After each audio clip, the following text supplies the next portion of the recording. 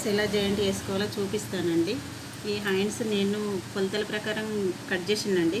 ఈ మిడిల్ పాయింట్లో ఒక టక్కు తీసుకున్నా చూడండి, చిన్నగా కట్ చేసుకున్నా ఇక్కడ. ఇది మిడిల్ పాయింట్లో కంపల్సరీ వచ్చేలా చూసుకోవాలండి. ఇట్లా షోల్డర్ పైన ఫస్ట్ ఇట్లా ఈక్వల్గా చూసుకోవాలి. చూసుకున్న తర్వాత ఇది మనం కొలుచుకోవాలి. ఇక్కడికి వస్తుందండి, కొంచెం క్లాత్ ఎక్స్ట్రా వస్తుంది, అది తర్వాత కట్ చేసేసేయాలి. స్టార్ట్ చేస్తున్నానండి, అట్లా చూసుకొని స్టార్ట్ చేసుకోవాలి. ఒక దగ్గర ఎక్కువ ఒక దగ్గర తక్కువ అలా అస్సలు కుట్టకండి. కుట్ట మాత్రం అక్కడక్కడ కుచ్చులాగా వస్తుందండి, బ్లౌజ్ నీట్గా కనిపించదు. పర్ఫెక్ట్గా ఉండాలంటే ఈక్వల్గా కుట్టుకోవాలి కంపల్సరీ. ఏ కుట్టైనా ఈక్వల్గా కుట్టాలండి.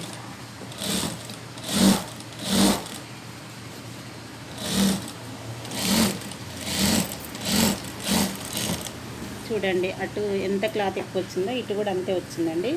అది తర్వాత కట్ చేసేసేయాలి. డబుల్ స్టిచ్ చేయాలండి కంపల్సరీ. టైట్ ఫిట్టింగ్ బ్లౌజ్ అంటే టైట్ ఫిట్టింగ్ కదండి, అందుకే కంపల్సరీ డబుల్ స్టిచ్ చేయాలి.